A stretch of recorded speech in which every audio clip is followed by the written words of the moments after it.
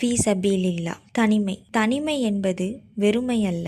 அது நம்மை நாமே ஆழமாக அறிந்து கொள்ளவும் அல்லாஹ் நமக்கு கொடுத்த அழகான ஒரு நேரம். ஆம், உண்மைதானே. தனியாக அமர்ந்திருக்கும் போதுதான் நம்ம செய்த நல்லவை தீயவை பற்றி சிந்தனை செய்வோம். இன்னும் பலருக்கும் தெரியாத நம்முடைய பல குணங்களை குறித்து செல்ஃப் ஜட்ஜ்மெண்ட் கூட செய்வோம். அப்படித்தானே யூனுஸ் நபி மீன் வயிற்றில் தனியாக இருந்த போது தான் செய்த தவறை உணர்ந்தார்கள். இன்னும் முஹம்மது நபி ஸல்லல்லாஹு அலைஹி வஸல்லம் அவர்கள் ஹிரா குகையில் தனித்திருந்த போதுதான் முதல் வஹீயும் இறங்கியது. இந்த தனிமையை குறித்து முஹம்மது நபி ஸல்லல்லாஹு அலைஹி வஸல்லம் அவர்கள் கூறியுள்ளார்கள், 7 பேரை அல்லாஹ் தனது அரிஷின் நிழலில் நிழலாக்குவான். அதில் ஒன்று தனிமையில் அல்லாஹுவை நினைத்து கண்ணீர் வடிக்கும் கண்கள். சுப்ஹானல்லாஹ். எனவேதான் இஸ்லாத்தில் தனிமை என்பது தனியாக அமர்ந்திருப்பது அல்ல, அது அல்லாஹுடன் நம்மை இணைக்கும் ஒரு வாய்ப்பாகும். நம்முடைய தனிமை நம்மளுடைய இதயத்தை சுத்தம் செய்து துவா திக்ருகளால் நிரம்பி இருக்க வேண்டும். அளவு கடந்து தனித்து இருப்பது,